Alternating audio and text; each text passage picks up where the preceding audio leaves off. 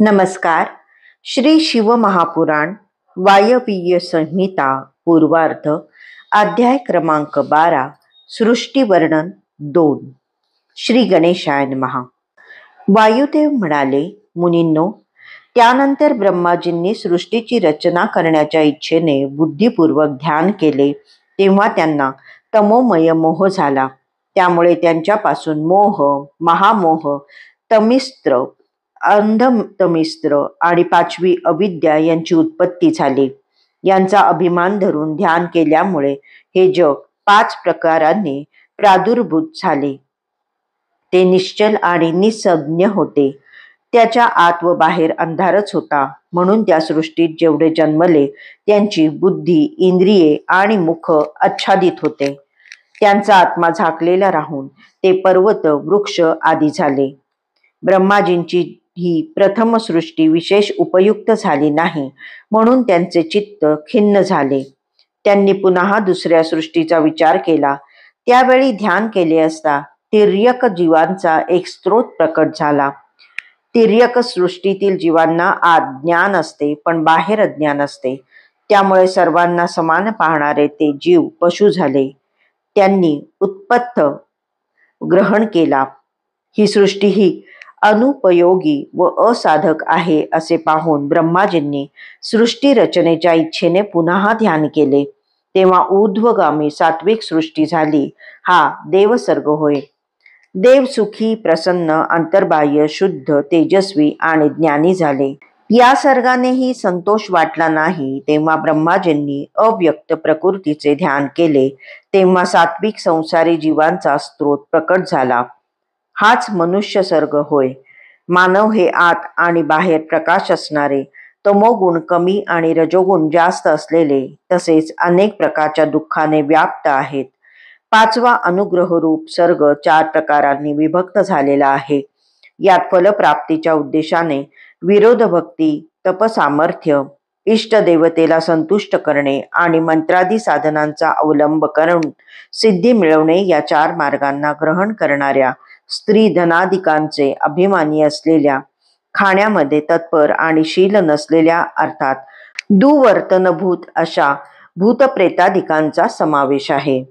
परमश्रेष्ठी ब्रह्माजींचा हा पहिला महान सर्ग आहे. तन्मात्रांचा जो दुसरा सर्ग त्याला भूतसर्ग म्हणतात आणि ज्ञान कर्मेंद्रिय रूप असा जो तिसरा सर्ग आहे त्याला वैकारिक सर्ग म्हणतात. हे 3ही जड प्रवृत्तीचे सर्ग आहेत. स्थावर रूप असा जो चौथा सर्ग त्यास मुख्य सर्ग म्हणतात. तिर्यक योनीचा समावेश असलेल्या 5व्या सर्गाला तिर्यक सर्ग म्हणतात. ऊर्ध्व स्त्रोत असलेल्या 6व्या सर्गाला देवसर्ग म्हणतात. 7वा मनुष्य सर्ग, 8वा अनुग्रह सर्ग आणि 9वा कुमार सर्ग आहे. प्रकृतीने उत्पन्न केलेले पहिले 3 सर्ग हे अबुद्धीचे प्रवृत्त झाले आहेत. त्यांना मूढ सर्ग म्हणतात. नंतरचे 5 सर्ग बुद्धिपूर्वक प्रवृत्त झाले आहेत. त्यांना वैकृत सर्ग म्हणतात. ब्रह्माजींनी सर्वप्रथम 5 मानसपुत्रांना उत्पन्न केले. सनक, सनंदन, सनातन, ऋतृभू आणि सनतकुमार ही त्यांची नावे आहेत. हे सर्वजण योगी, वितरागी आणि ईर्ष्यारहित होते. त्यांचे मन ईश्वर चिंतनातच मग्न असे. म्हणून त्यांना सृष्टी रचनेची इच्छा झाली नाही. ते सर्व निघून गेले. तेव्हा ब्रह्माजींनी सृष्टी वाढवण्याच्या इच्छेने प्रदीर्घ काळ तपश्चर्या केली, पण त्यातून काहीच निष्पन्न झाले नाही. त्यामुळे त्यांना फारच दुःख झाले. त्या दुःखातून क्रोध प्रकट झाला. क्रोधावेशाने त्यांच्या डोळ्यातून अश्रू ओघळू लागले. त्या अश्रूंपासून भूतप्रेतादिकांची सृष्टी उत्पन्न झाली. ते पाहून ब्रह्माजींनी स्वतःचीच निंदा केली. त्यावेळी क्रोध आणि मोहामुळे त्यांना तीव्र मूर्छा आली. संताप असह्य होऊन त्यांनी देहत्याग केला. तेव्हा सर्व प्राण्यांचे स्वामी भगवान नीललोहित रुद्र आपला अनुपम कृपाप्रसाद प्रकट करण्यासाठी ब्रह्माजींच्या मुखातून आविर्भूत झाले. त्यांनी आपलीच 11 रूपे उत्पन्न केली व त्यांना उद्देशून म्हणाले, मी तुम्हा लोकांवर अनुग्रह करण्यासाठी निर्माण केले आहे. तुम्ही लोकांची स्थापना करा. प्रजेची वृद्धी होण्यासाठी सतत प्रयत्नशील राहा. ते ऐकून ते सर्वजण रडू लागले आणि इकडे तिकडे धावू लागले. रोदन व द्रावण यामुळे त्यांना रुद्र असे नाव पडले. जे रुद्र आहेत तेच प्राण आहेत आणि जे प्राण आहेत तेच महात्मा रुद्र आहेत. त्यानंतर ब्रह्मपुत्र महेश्वरांनी म्हणजे नीललोहित रुद्रदेवांनी दया करून परमेष्ठी ब्रह्माजींना पुन्हा प्राणदान दिले. ते उठून बसल्यावर रुद्रदेवांना खूपच प्रसन्न वाटले. ते ब्रह्माजींना म्हणाले, विरंची, तुम्ही उत्तम व्रतांचे पालन करणारे आहात, महाभाग्यवान आहात, जगतगुरु आहात. मी तुम्हाला नवीन जीवन दिले आहे. आता घाबरू नका, उठा. हे सर्व आपण स्वप्नात ऐकत आहोत असे ब्रह्माजींना वाटले. त्यांनी कमळासमान सुंदर डोळे उघडले. त्यांना भगवान शंकर समोर उभे आहेत असे दिसले. त्यांनी दोन्ही हात जोडले व स्नेहयुक्त गंभीर वाणीने म्हणाले, प्रभो, तुमच्या दर्शनाने माझ्या मनातला आनंद होत आहे. कृपा करून तुम्ही कोण आहात ते सांगा. या 11 रूपांनी प्रकट झालेले आणि विश्वामध्ये सर्वत्र स्थित असलेले भगवान तुम्हीच आहात काय?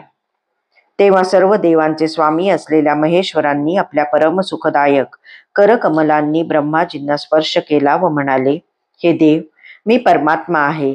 या समयी तुमच्या पुत्र रूपाने प्रकट झालो आहे. हे 11 रुद्र तुमच्या रक्षणासाठी येथे आलेले आहेत. आता तुम्ही सृष्टी रचनेच्या कार्याला सुरुवात करा. तेव्हा ब्रह्माजींना फार प्रसन्न वाटले. त्यांनी 8 नामांनी परमेश्वर शिवजींची स्तुती केली.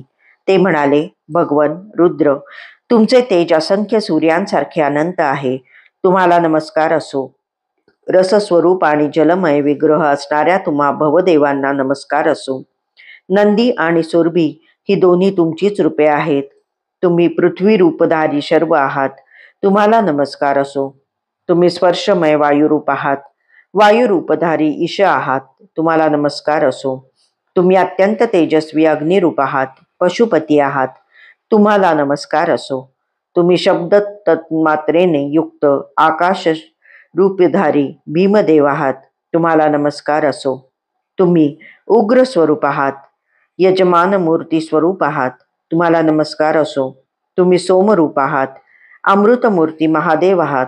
तुम्हाला नमस्कार असो. 8 मूर्तीच्या रूपाने 8 नामे धारण करणाऱ्या तुम्हा शिवप्रभूंना माझा नमस्कार असो. अशा प्रकारे विश्वनाथ महादेवजींची स्तुती करून पितामह ब्रह्माजींनी त्यांना प्रणामपूर्वक प्रार्थना केली. म्हणाले, भगवान महेश्वर, तुम्ही भूत, वर्तमान आणि भविष्य या 3ही काळाचे स्वामी आहात. कामदेवाचा नाश करणारे आहात. तुम्ही माझे पुत्र आहात. सृष्टी कार्यासाठी माझ्या शरीरातून उत्पन्न झालेले आहात. म्हणून या महान कार्याशी संलग्न होऊन मला मात्र सर्वत्र सहाय्यभूत व्हा आणि प्रजांची उत्पत्ती करा. कल्याणकारी शिवप्रभूंनी ब्रह्माजींची विनंती मान्य केली. तेव्हा त्यांना फारच आनंद झाला. त्यांनी शिवजींना नमस्कार केला आणि त्यांच्या आज्ञेने प्रजारचनेच्या कार्यास सुरुवात केली. त्यांनी मरीची, भृगु, अंगिरा, पुलस्त्य, पुलह, क्रतु, दक्ष, अत्री आणि वशिष्ठ हे मानसपुत्र उत्पन्न केले. धर्म, संकल्प आणि रुद्र मिळून यांची संख्या 12 होते. हे सर्व पुराण पुरुष आहेत. देवगणांसहित त्यांचे 12 दिव्य वंश सांगण्यात आलेले आहेत. ते प्रजावान व क्रियावान महर्षींनी अलंकृत आहेत. मग ब्रह्माजींनी रुद्र देवांसमवेत देव, असुर, पितर आणि मनुष्य यांची सृष्टी करण्याचा विचार केला. त्यांनी समाधिस्थ होऊन चित्त एकाग्र केले. तदनंतर आपल्या मुखातून देवांना, काखेतून पितरांना, कटीच्या पुढील भागातून असुरांना, जननेंद्रियातून मनुष्यांना आणि गुदस्थानातून राक्षसांना उत्पन्न केले. ते राक्षस नेहमी भुकेने व्याकुळ असतात. ते रजोतमो गुणांनी युक्त, रात्री संचार करणारे आणि बलवान आहेत. सर्प, यक्ष, भूते आणि गंधर्व हेही ब्रह्माजींच्या अंगापासूनच उत्पन्न झालेले आहेत. त्यांच्या पक्षभागातून पक्षी आणि वक्षस्थलातून स्थावर प्राण्यांचा जन्म झाला. मुखातून बकरे, पार्श्वभागातून सर्प, दोन्ही पायातून घोडे, हत्ती, शरभ, नीलगाई, मृग, उंट, खेचर, सांबर आणि पशुवर्गातील इतर प्राणी उत्पन्न झाले. रोमावलीपासून औषधींचे, फळांचे व मुळांचे प्राकट्य झाले. ब्रह्माजीच्या पूर्व मुखातून गायत्री छंद, ऋग्वेद, त्रिवृत्त स्तोम, स्तोम म्हणजे स्तुती, सूक्त, रथंतर साम आणि अग्निष्टोम नामक यज्ञाची उत्पत्ती झाली. त्यांच्या दक्षिण मुखातून यजुर्वेद, त्रिष्टुपछंद, पंचदश स्तोम, बृहत्साम आणि उक्थ नामक यज्ञाची उत्पत्ती झाली. त्यांच्या पश्चिम भागातून सामवेद, जगती छंद, सप्तदश स्तोम, वैरूप्य साम आणि अतिरात्र यज्ञाची उत्पत्ती झाली. त्यांच्या उत्तर मुखातून अथर्ववेद, अनुष्टपछंद, एकविशम स्तोम, वैराज नामक साम आणि आप्तोयार्य नामक यज्ञ उत्पन्न झाला.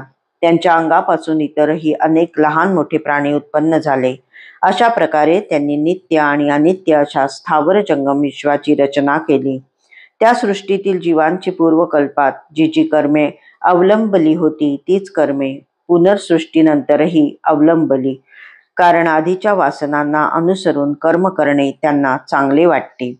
पितामह ब्रह्माजींनी कल्पारंभी स्वरचित देवादी सर्वांची नावे, रूपे व कार्य या सर्व गोष्टी वेदोक्त वर्णनानुसारच निश्चित केल्या. ऋषींची नावे, त्यांचे गोत्र आणि आचरण हेही तसेच निर्दिष्ट केले.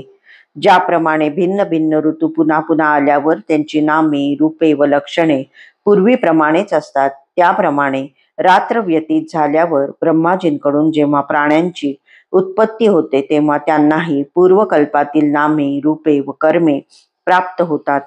अशा प्रकारे स्वयंभू ब्रह्माजींची लोकसृष्टी त्यांच्याच विभिन्न अंगापासून प्रकट झाली आहे.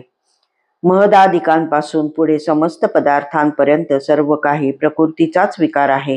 हे प्राकृत जग सूर्य व चंद्राच्या प्रभेने तेजस्वी, ग्रह नक्षत्रांनी सजवलेले, नद्या, पर्वत आणि समुद्रांनी अलंकृत, तसेच नानाविध रमणीय नगरांनी आणि समृद्धिशाली राष्ट्रांनी, वंशांनी व समाजांनी सुशोभित आहे.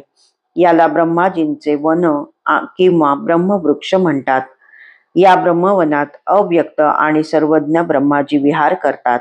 हा सनातन ब्रह्मवृक्ष अव्यक्त बीजापासून उत्पन्न झालेला आणि ईश्वराच्या अनुग्रहावर स्थित आहे. बुद्धी याचे विशाल खोड आणि मोठमोठ्या फांद्या आहेत. इंद्रिये ही या वृक्षातील ढोल्या आहेत. महाभूते ही याची सीमा आहे. पदार्थ मात्र ही त्याची निर्मळ पाने आहेत. धर्म आणि अधर्म ही फुले आहेत. याला सुख आणि दुःख रूपी फळे लागतात. हा सर्व भूतांच्या जीवनाचा आधार आहे. ब्राह्मण म्हणतात, अंचित्य स्वरूप महेश्वर हेच सर्व भूतांना उत्पन्न करणारे आहेत. द्युलोक म्हणजे स्वर्ग हे त्यांचे मस्तक, आकाश हे नाभिस्थान, सूर्यचंद्र हे नेत्र, दिशा हे कान आणि पृथ्वी हे त्यांचे पाय आहेत. त्यांच्या मुखापासून ब्राह्मण, वक्षस्थलापासून क्षत्रिय, मांड्यांपासून वैश्य आणि चरणांपासून शूद्र उत्पन्न झाले आहेत. अशा प्रकारे सर्व वर्ण यांच्या अंगापासूनच निर्माण झाले आहेत. अध्याय 12 समाप्त.